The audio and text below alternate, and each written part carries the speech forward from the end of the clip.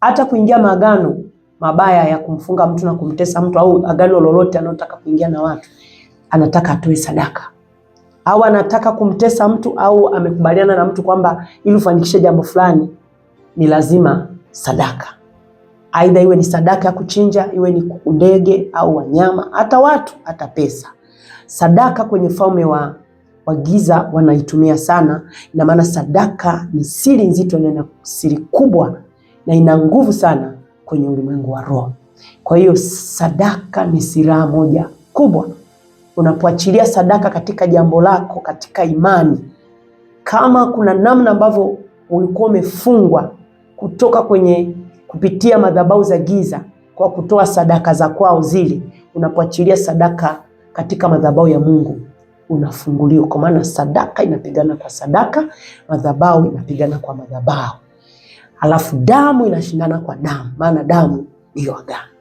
Sasa katika sadaka kuna kutengeneza mahusiano. Sadaka inamfanya mtu anayetoa sadaka na yule Mungu anayepokea sadaka waunganishwe na kuwa na mahusiano ya pamoja.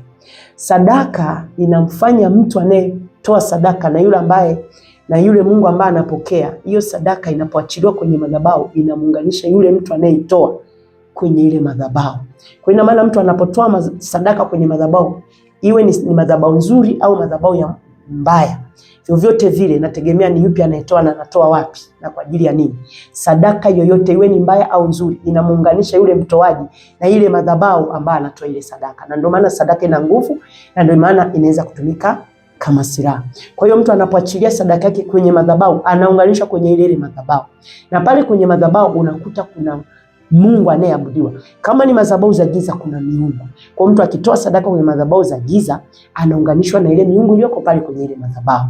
Na ndio maana watu ambao hawamjui Mungu wanapoachilia sadaka zao kwenye madhabahu za giza wanaunganishwa na ile miungu. Na ile miungu ndipo inatoa majibu ya kwao kule. Ndio maana unakuta mtu anasema mizimu ya babu imesema hivi, ukitoa sadaka ndipo unavuka katika shida hii. Ingawa kule kuna uongo wala kuna ukweli, sadaka ya kweli ni kutoa kwenye madhabahu ya Mungu. Kwa nini? Kwa sababu kila kitu ambacho tunakihitaji mtoaji ni Mungu. Kwa unapotoa kwenye madhabahu ya Mungu unaunganishwa na Mungu, unaunganishwa na madhabahu ya Mungu, na unampata Mungu aliye hai anaishi, ambaye yuko kwenye hiyo madhabahu ambayo unaitolea sadaka. Na kila kitu chema cha huyo Mungu wetu sasa mzuri unakipokea. Silaha nyingine ambayo ni very powerful, ambayo mtu akiitumia vizuri sana anavuka, inaitwa silaha ya sifa na kuabudu. Hivi ni vitu Roho Mungu amenifundisha, ingawa siwezi kufundisha hizi zote kwa mtiririko. Kwa leo nitafundisha mojawapo, lakini Mungu akinipa neema nitakuwa nafundisha moja mpaka ziishi.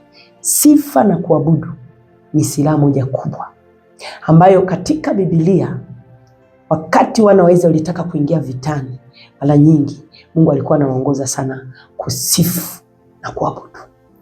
Walipokuwa kianza kumsifu Mungu na kumwabudu Mungu, ile uwepo wa Mungu ulipokuwa ukishuka mahali pale ambapo wale watu walikusanyika, nguvu ya Mungu ilikuwa ikiwafunika, ndipo Mungu alikuwa anaingilia kati kupigana vita ya wana wa Israeli, na lazima walikuwa wanashinda. Ilifika wakati Suleiman alipokuwa amemjengea Mungu hekalu, aliwaita waimbaji, akawaita makuhani, wapiga vinanda, wale wana wa Asafu. Biblia inasema walipokuwa kama mtu mmoja wameshika vinanda vyao, alafu akapaza sauti yao moja kumsifu Mungu kwa pamoja, Biblia inasema ndipo wingu la utukufu wa Mungu lilishuka. Alafu neno la Mungu linasema hata makuhani siku hiyo walishindwa kusimama kutumika kwa sababu wingu la Bwana limejaza ile nyumba. Na kwa sababu lile wingu la utukufu lilitanda mahali pale, Mungu alikuwa hapo. Na Mungu anapokuwa mahali, uwepo wake unapokuwa mahali, kila kitu kinawezekana. Na ndio maana unaweza ukamsifu Mungu na kumtukuza, uwepo wa Mungu katanda, alafu vita yako ikaondoka, kwa sababu mara nyingi anayesababisha vita ni shetani. Kwa unapotumia silaha ya sifa na kuabudu, uwepo wa Mungu unaposhuka, mapepo yanakimbiaga yenyewe automatically bila kufukuzwa na mtu, kwa sababu Bwana wa Bwana ameshuka pale. Lakini pia Mungu mwenyewe anasema ya kwamba anapenda kuketi katikati ya sifa za wenye haki. Yaani